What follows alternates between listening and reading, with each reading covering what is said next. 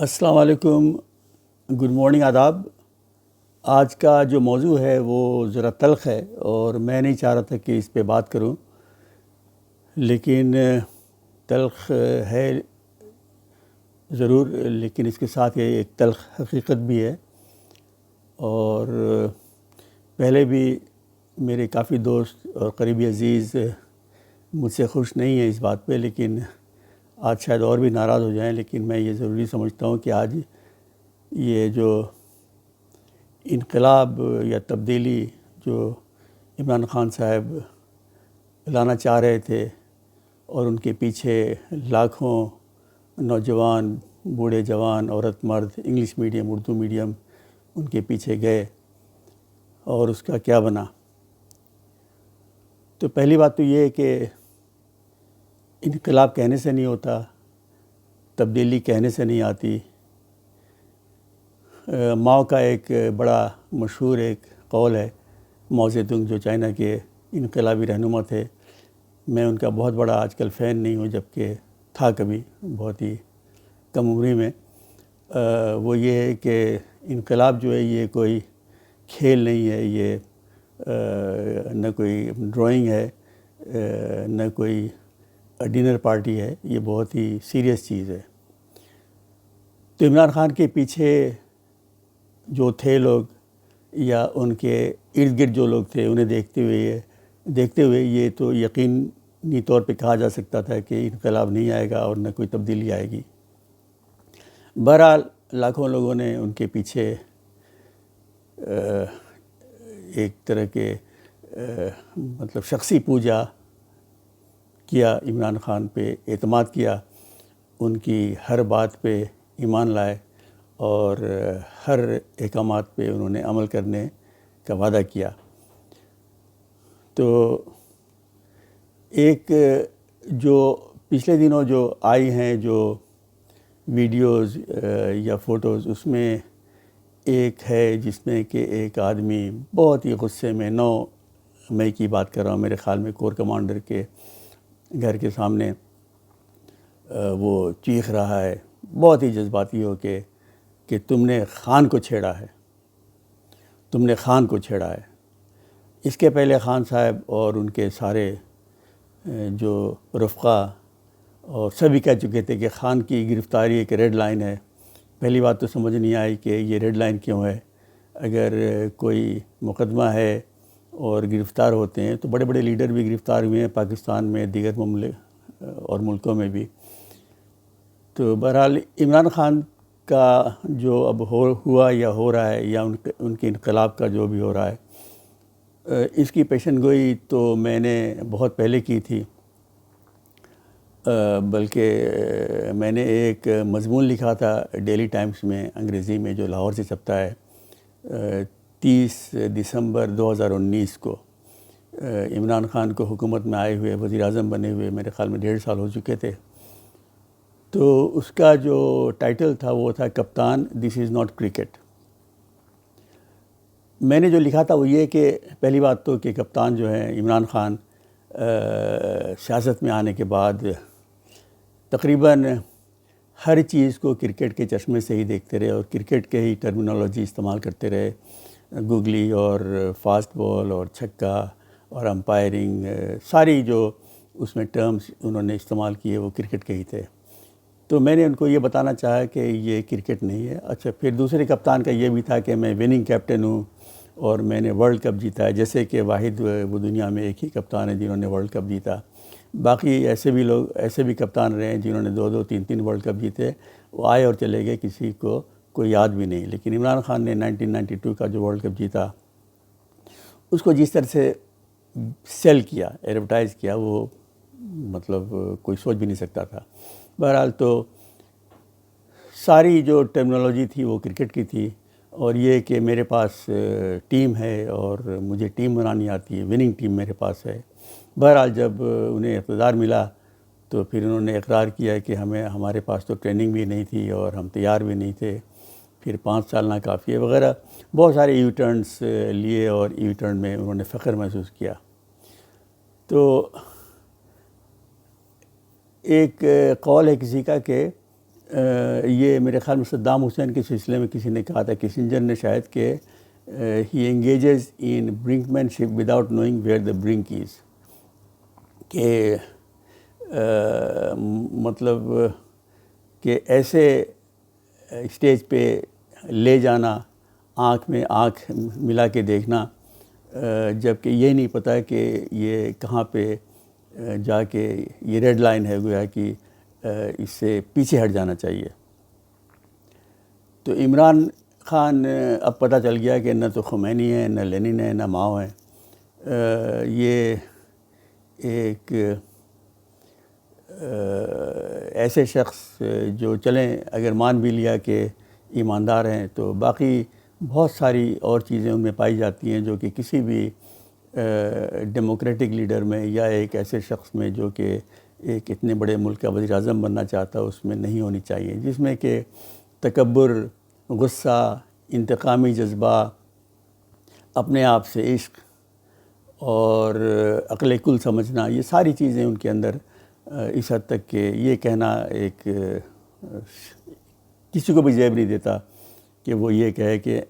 میں برطانیہ کو انگریزوں سے زیادہ جانتا ہوں، ازبکستان کو ازبیکوں سے زیادہ میں جانتا ہوں، ہندوستان کو انڈین سے زیادہ میں جانتا ہوں۔ بہرحال اس طرح کی بہت ساری باتیں انہوں نے کی، لیکن ان کے چاہنے والوں پہ بہت ان کی ہر بات کا اثر ہوتا تھا، چاہے وہ یو ٹرن کریں، چاہے وہ اپنی باتیں واپس لیں، چاہے وہ اپنا پورا سٹینڈ جو ہے بدل لیں، لیکن ان کے چاہنے والے ان کے ساتھ ہی رہے۔ تو جتنا تیزی سے یا جتنا انگلش میں کہتے ہیں کہ the higher the rise the harder the fall, جتنا اوپر آپ چڑھیں گے تو پھر گریں گے تو اتنی ہی زیادہ چوٹ آئے گی۔ تو اب یہی نظر آ رہا ہے ہمیں، اور ریڈ لائن تو کراس ہو گئی، لیکن انہوں نے جس ریڈ لائن کی بات کی تھی وہ نہیں، بلکہ پاکستان میں جو ایک ریڈ لائن ہے، یا مطلب کسی بھی ملک میں میرے خیال میں ہوتی ہے کہ آپ جو ہے اسٹیٹ کے خلاف اگر آپ بغاوت کریں گے تو وہ ریڈ لائن ہے۔ اب دیکھیے امریکہ اتنا جمہوری ملک ہے، لیکن وہاں پہ ٹرمپ کے سپورٹرز نے جو کیپٹل پہ جو کیا تھا میرے خیال میں جنوری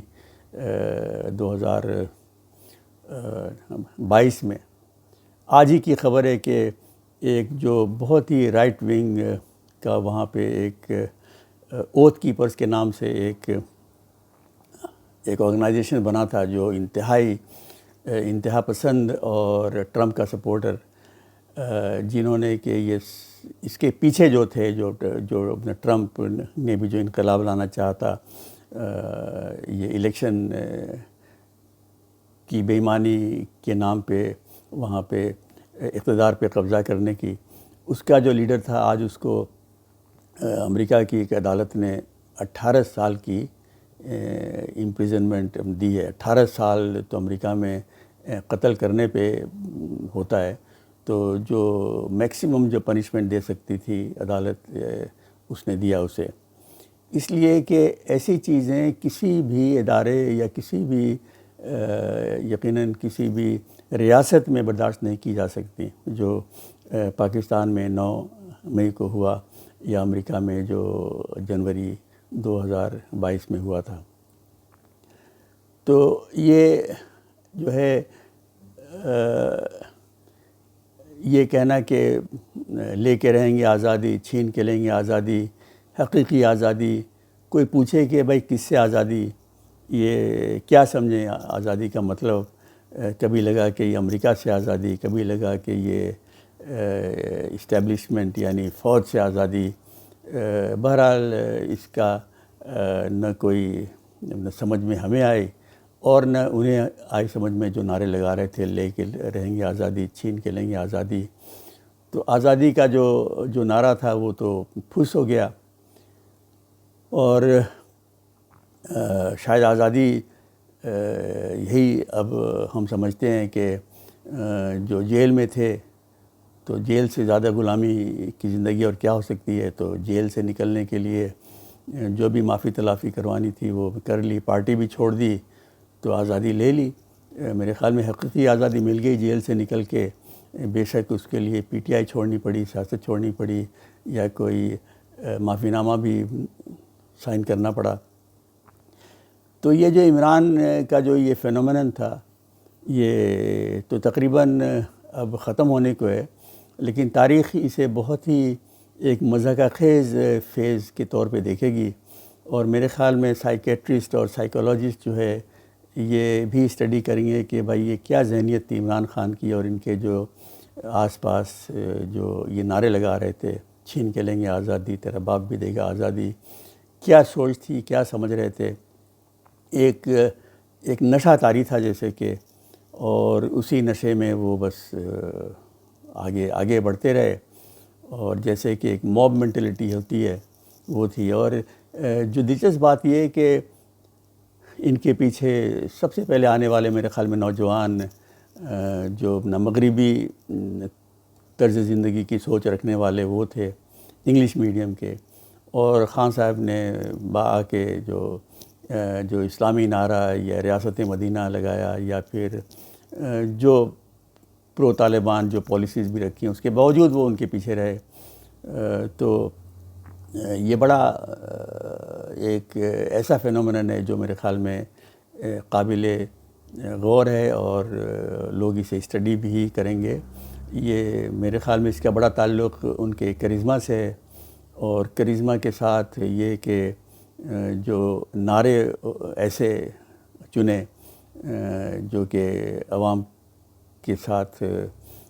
مطلب ان کی ایک ریزوننس تھی، جیسے کہ کرپشن کی بات ہے. حقیقت ہے کہ پاکستان میں کرپشن ہے، لیکن تھرڈ ورلڈ کے سارے ملکوں میں کرپشن ہے، تو کرپشن کا نعرہ لگایا. لیکن اس میں بھی ایک بڑی دلچسپ بات یہ ہے کہ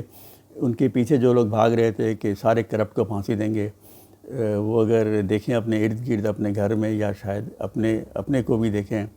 تو پاکستان میں شاید ہی کوئی ہے جو اپنا کرپٹ نہ ہو. اب کرپشن کا جو ڈیفینیشن اگر یہی لیا جائے کہ موٹر وے بناتے ہوئے اس میں سے کک بیک لے لیں تو پھر اور بات ہے، لیکن کرپشن وہ بھی ہے کہ آپ میرٹ سے ہٹ کے کسی کو نوکری دلوائیں، یا آپ اپنا اثر استعمال کر کے آپ کوئی پلاٹ لیں، یا سستے داموں پہ آپ اپنا پلاٹ لیں، یا آپ حکومت سے پیٹرول پمپ لیں، یا کوئی اپنا ایسا فائدہ لیں جو کہ آپ کو ویسے نہیں ملتا، لیکن آپ کے جو آپ کا جو انفلوئنس ہے یا جو آپ کے کنیکشنس ہیں وہ اس کے ذریعے آپ لیں، یا آپ امپورٹ ڈیوٹی معاف کروا لیں اپنے لیے، یا کسی طرح سے بھی آپ کوئی ایسا فائدہ لیں جو میرٹ پہ نہیں ہے، بلکہ آپ اپنا جو کنیکشنس ہیں وہ استعمال کر کے آپ لے رہے ہیں، وہ سارا ہی ہے کرپشن. تو اس یارڈ اسٹک سے اگر دیکھا جائے تو پاکستان میں بڑے گنے چنے ہی لوگ ہوں گے جو کرپٹ نہیں ہیں کم و بیش، لیکن یہ سارے عمران خان کے پیچھے بھاگ رہے تھے کہ ہر کرپٹ کو پھانسی دے دو. اور عمران خان کے ارد گرد چلیں، عمران خان کو اگر میں اس میں سے نکال بھی دوں تو ان کے گھر میں ہی کرپشن تھا. پنجاب کا جو سب سے بڑا ڈاکو انہوں نے کہا تھا اسے انہوں نے بنا دیا وزیر اعلیٰ، پھر پارٹی کا پریسیڈنٹ. تو ایسے لیڈر سے اور ایسے لوگوں سے تبدیلی اور انقلاب اور آزادی کی توقع کو کرنا میرے خیال میں بڑی حماقت تھی. چلیں یہ فیز بھی اب ختم ہونے کو آ رہا ہے، لیکن مسئلہ یہ ہے کہ پاکستان کی جو حالت ہے نہ صرف معاشی بلکہ ہر لحاظ سے وہ بہت ہی سنگین ہے. اس سے نکالنے کے لیے بہت ہی عقل مندی سے اور بہت ہی سمجھ بوجھ سے اور بہت ہی قربانی دے کے اس میں سے اپنا نکل سکے گا پاکستان. اور وہ کس طرح سے ہوگا، وہ جو پاکستان کی جو اسٹیبلشمنٹ ہے اس کی مداخلت کتنی رہے گی یا کتنی رہنی چاہیے، یہ سارے جو معاملات ہیں ان پہ غور کرنا پڑے گا. میں خود جمہوریت کا بہت بڑا حامی ہوں، اور میں قطعی طور پہ نہیں پسند کرتا کہ جمہوریت سے ہٹا جائے، لیکن وہ صحیح جمہوریت ہونی چاہیے. تو آخر میں پھر اس پہ ایک دو جملے میں کہہ دوں گا کہ جو کہتے ہیں کہ ڈیموکریسی جو ہے اس سے بہتر کوئی نظام نہیں، اس میں خامیاں بڑی ہیں، بے شک وہ کسی ادارے میں ہو، کسی پارٹی میں ہو یا ملک میں ہو. تو جو پارٹیاں یا جو ملک ڈیموکریسی سے ہٹ کے پھر وہاں پہ آٹوکریسی یا ڈکٹیٹرشپ ہوتی ہے، اس کا انجام پھر کبھی بھی ٹھیک نہیں ہوتا. میں آپ کو ابھی مثال دیتا ہوں، شری لنکا میں ایک لیڈر تھا LTT کا، جو ٹیمل جو سیپریٹسٹ موومنٹ تھا، پربھاکرن، بہت ہی کامیابی سے اس نے وہاں پہ اپنی تحریک چلائی، بہت اس میں کامیابی ہوئی، لیکن اپنی ہٹ دھرمی کی وجہ سے پھر وہ لوگوں کے مشورے پہ یا جو اچھے مشورے جو بھی آتے تھے اس پہ عمل نہیں کرتا تھا، جو فیصلہ اس کا ہوتا تھا وہی پھر عمل ہوتا تھا اس پہ، جس کا نتیجہ ہوا کہ وہ پھر ہیرو سے زیرو ہو گیا اور وہ تحریک ختم ہو گئی، وہ خود مارا گیا۔ اسی طرح کراچی میں الطاف حسین بہت ہی مقبول تھے، بہت اچھی انہوں نے تنظیم بنائی، لیکن پھر وہ ایک لیڈر نہیں بلکہ قائد تحریک بن گئے، اور پھر جو وہ کہتے تھے وہی ہوتا تھا، اسی لیے انہیں جو اچھے مشورے دینے والے تھے وہ یا تو نکال دیے گئے، مارے گئے یا چھوڑ گئے، تو وہ تحریک بھی پھر ہیرو سے زیرو ہو گئی۔ اور اسی طرح سے اب پوٹن جو ہیں وہ بھی میرے خیال میں ان کا بھی انجام کوئی اچھا نہیں ہوگا، اس لیے کہ وہ بھی ایک آٹوکریٹک رولر بن گئے ہیں، جنہیں صحیح مشورہ دینے والے ڈرتے ہیں اور وہ وہی باتیں سنتے ہیں جو وہ سننا چاہتے ہیں۔ اور ٹرمپ کا بھی یہی حال تھا، اور تاریخ میں پہلے بھی بڑے اس طرح کی ہوئے اور آئندہ بھی ہوں گے۔ تو عمران خان کا یہ جو فینومینن تھا یہ بھی کچھ اسی طرح کا ہے، تو بہت بڑے ہیرو بنے، اور ہیرو سے اب یقینی طور پہ اب وہ زیرو کے قریب پہنچ گئے ہیں۔ اب دیکھیے کہ اس میں کتنے دن اور مزید لگتے ہیں اور انجام کیا ہوتا ہے، لیکن یہ تو میں یقین کے ساتھ کہہ سکتا ہوں کہ عمران خان کا پاکستان کی سیاست میں شاید کوئی اب فیوچر نہیں ہو، اس لیے کہ انہوں نے یہ ثابت کر دیا ہے کہ وہ ریاست کے لیے ایک خطرہ ہیں، اور ایک انگلش میں ایک لفظ ہے لوز کینن، کہ بغیر توپچی کے توپ جو اندھا دھند جو گولہ باری کرے، یوں سمجھ لیں۔ اگر آپ ان کی جو تقریریں یا جو دھمکیاں، اب آپ ہی سوچیں کہ آرمی چیف کو جو کہ میر صادق اور میر جعفر کہنا، پھر ایک سرونگ ملٹری آفیسر کو ڈرٹی ہیری، پھر FIR میں پرچی کٹوانے میں ایسے لوگوں کا نام جو کہ میرے خیال میں نہ اپروپریٹ تھا نہ پریکٹیکل تھا، تو اور مزید ہو جانا، اور پھر اپنے ساتھ ایک اپنی پرائیویٹ آرمی بنا کے ان کے ساتھ چلنا، کورٹ میں حاضری سے انکار، یہ وغیرہ چیزیں جو ہے کسی بھی مہذب معاشرے یا کسی بھی اسٹیٹ میں میرے خیال میں ایکسیپٹیبل نہیں ہوتی۔ اور ایک ایسے شخص نے یہ سارا کیا جو کہ یہ نعرہ لے کے آیا تھا کہ قانون کے سامنے سب برابر، لیکن برابری کیا، ان کا جو اپنا رویہ تھا وہ تو بادشاہوں والا تھا، اور ان کے لیے خود کوئی قانون نہیں اور دوسروں کے لیے سارے قوانین۔ چلیں آج کے لیے اتنا ہی، امید ہے کہ اس سے کوئی سبق سیکھیں گے پاکستان کے لوگ، پاکستان کے لیڈرز، پاکستان کی اسٹیبلشمنٹ، اور آئندہ شاید ایسی غلطیاں نہ ہوں۔ عمران خان کو جنہوں نے بنایا تھا وہی اب انہیں برباد کرنے پہ نہ لگے ہوئے ہیں، اور عمران خان نے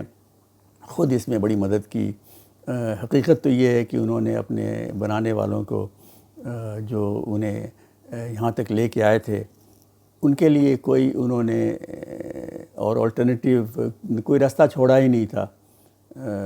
کہ وہ ان کے ساتھ ان کو لے کے چلیں۔ آج کے لیے اتنا ہی جی، اور خدا حافظ۔